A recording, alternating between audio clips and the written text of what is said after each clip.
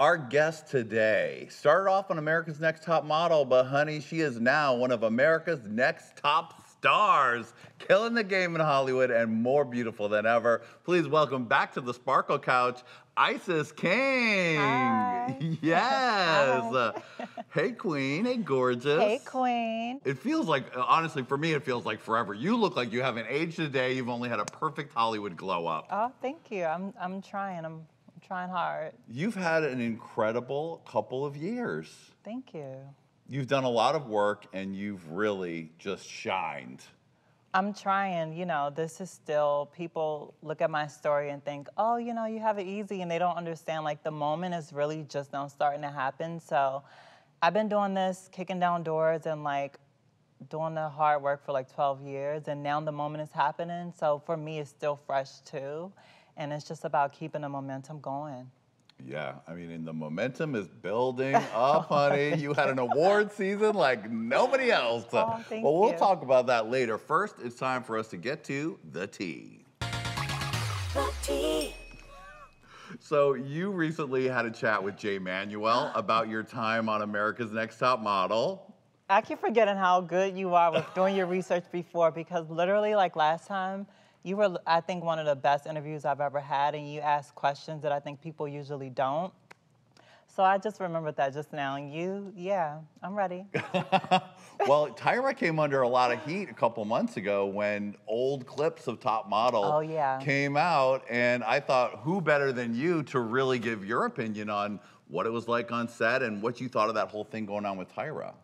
I think it's interesting because, you know, I always like to say, the cancel culture, when they cancel someone for doing something that's done behind closed doors, that's one thing. But Top Model was a very popular show that was on TV.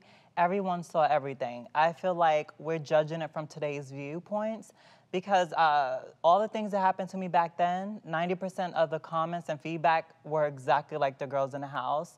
But now it's different. Now most of the feedback is people on my side. So I think people are blaming her for too many things, or even like the production, when they should just be looking at how society was back then and how they just really didn't care. As far as my situation about trans bodies, especially Black trans bodies, and if you look at what's happening now, and it's still happening. But in terms of Top Model, you know, I don't think you can blame her for all the stuff that the girls said or did. Those girls have to be held accountable. And also, I think, like I said, it's just mirrors where we were in society at that time. We're just different now. And I really appreciate all the feedback now. But I always tell people, okay, where were y'all back 12 years ago when I was getting death threats and hate mail and go to hell, you're gonna, all of that, like, and get off the show and had no jobs because people just still weren't really ready for trans representation like me at the time. So it's like, okay, it's nice to hear all this, but where were you guys 12 years ago when I literally had to handle it all by myself? Right. Now, yes, you gotta add that point on it, sweetie. Now, for those of you that don't know, and you should go back and watch Isis' first appearance on Hey Qween to get her full backstory, but you sort of stumbled into Top Model because they were doing a photo shoot at the shelter that you were living at. A homeless shelter. Well, not at the shelter. They took a couple. They took the people from. Yeah, right. A couple of girls that were homeless at the time. I was in California, but it happened with the rest of the Varsity Foundation. They were an organization that just worked with homeless youth. And yeah, they took a couple of us, put us in the background as extras. I did my thing. Yes.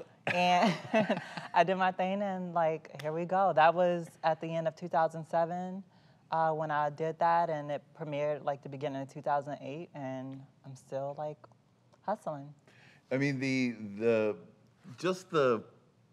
fact that you were able to shine in those photos, because when you talked to Mr. J, you talked about how Tyra was going through all the photos and she kept seeing you in the background of all the photos. Now, this was a photo she was supposed to be looking at the girls who were on the show, but you kept standing out, and that was really your light really just shining through.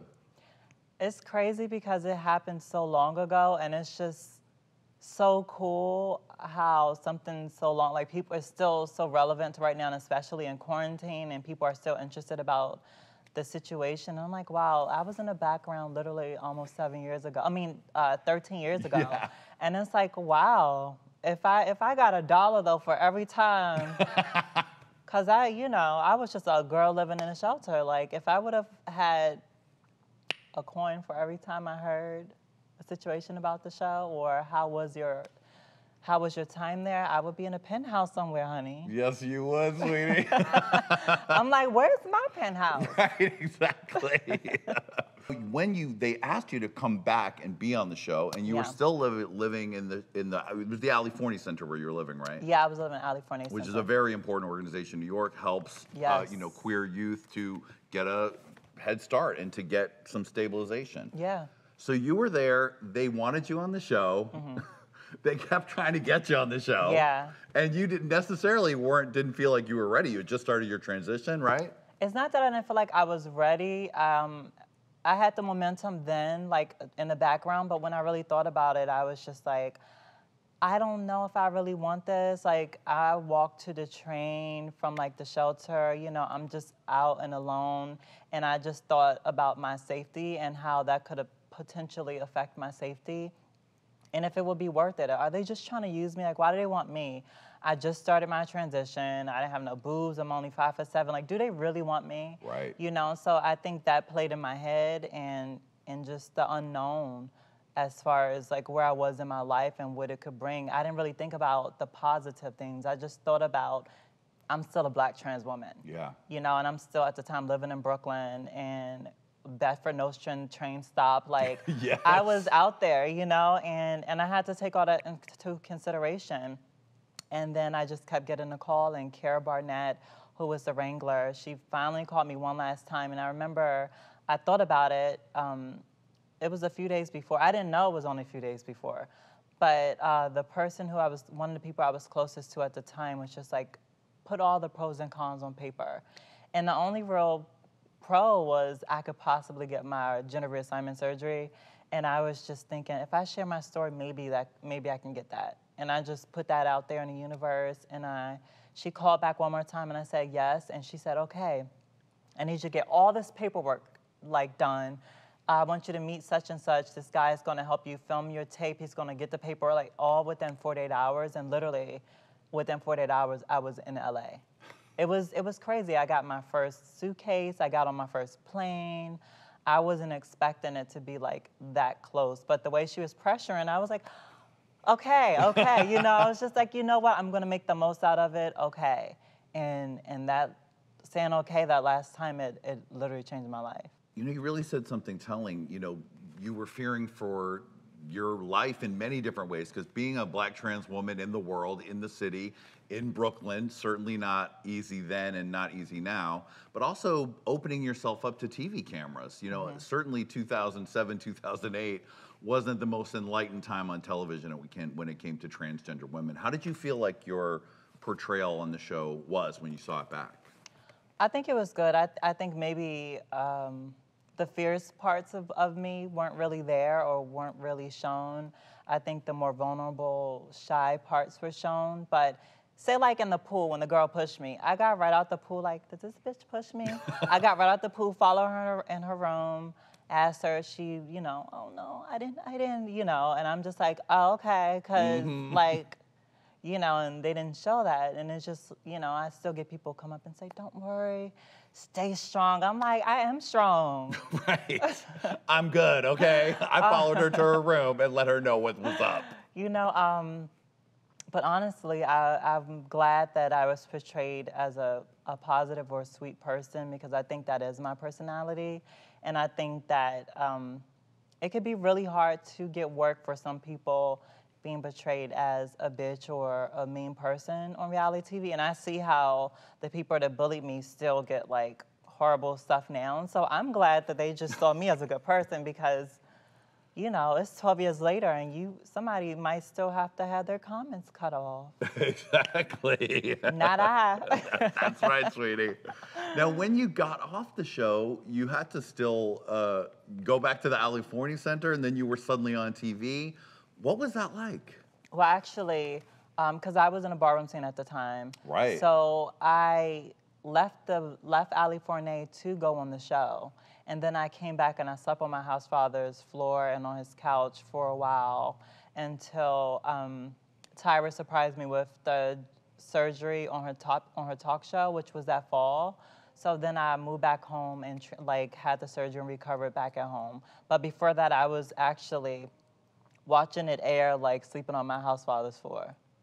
And Tyra, I almost forgot about that Tyra talk show appearance where she made it possible for you to have your surgery. Yeah. What was it like after that? I mean, Tyra obviously it has a special place in your heart from that, I can imagine. So what happened as far as what? Well, I mean, what was life like after that? Because you're suddenly now in the public eye on not just Top Model, on the talk show. Everyone's really knowing all about your business. And like you said, people knowing your business when you're a trans woman can sometimes be dangerous. How did you feel? So for the next few years, I'm a very introverted person. So for the next few years after this show and throughout my transition, I actually moved back to Maryland with my family. And I was helping my mom. She was dealing with an abusive marriage herself. But I moved back home and just I was a hermit for a few years. It was a little tough because I did deal with the cyberbullying and stuff, so I tried to juggle it, and I would just fly out to hosting all the small things that I did book throughout those next few years. I would fly out from Maryland. But other than that, I would just be with my family. And I think that was helpful for me because I think it could have been dangerous for me to still be in New York, going back and forth. And by the time I did move back up to New York, it was right before I ended up doing All Stars. But I just had a brand new confidence within myself. And, I think when you walk with your head up, people don't bother you as much. Or I just think I have angels, and I was blessed to not really have any issues, still being someone to commute to work or commute to wherever I go, living in the New York tri-state. Now, things have changed a lot, especially in Hollywood. There's a lot more opportunities, but you've been working at it and working it for many years. I've been trying. What's your experience been like here in Hollywood as a trans woman going out for different roles? So I just hit my 4-year mark, which is crazy because I moved here and I was a hermit for a while too. It's for me to continue to get these opportunities, whether it be reality TV or TV. I would get a big one and then it'd be quiet, and it's just how do you get back into normal everyday life? When money starts to run, what do you do? So I dealt with waves of, I don't want to say it, but depression. I dealt with waves of that, and moving here was tough. The first year or year and a half was really tough because I came off Strut, and I moved here for right after I did Bold and Beautiful, and then Shameless. So it was tough because I was okay, I need to move to LA. This is where I need to be for my acting, but the auditions were really skimp still. I saw them picking up, but compared to where they are the last year or so, it was really skimp still. And it's what do you do? I don't know anybody here, public figure, you're trying to balance out everything, you're trying to figure out how you're gonna make money. And then it's I left my job at Mac in New York that I was juggling with being a public figure. And it was tough. But I just knew that this is what I'm supposed to do. And I think that has helped me continue to make it through this tough industry for somebody like me. Hello, children. Click here. Click here. And subscribe.